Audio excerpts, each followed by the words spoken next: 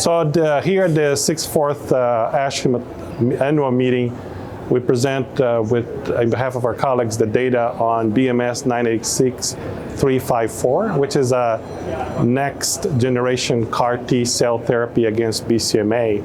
So what this treatment brings is the same construct that we had seen before in Orva-cel, but now manufactured under this new platform that's called NEX-T, that has several different innovations that allow to a faster manufacturing because by giving cells with a higher proliferative potential, better harvesting system, and essentially a proprietary activation reagents that allow for better transduction of the cells.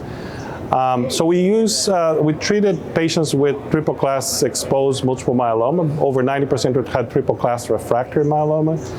On a dose finding part of the study, part 8, that had 3 doses of 20, 40, and 80 million cells. And we end up expanding the second cohort with 40 million cells. And we were able to demonstrate very high activity with 95% overall response rate. And the majority of those responses are VGPR or better. And those responses are still deepening with longer follow-up. The interesting part of this program is also the safety of that CAR-T therapy. We had only one single case on the whole program with 65 patients treated of grade 3 or higher CRS. That was, of course, treated and reversed, and only one case of grade 3 or higher neurotoxicity. We didn't see any other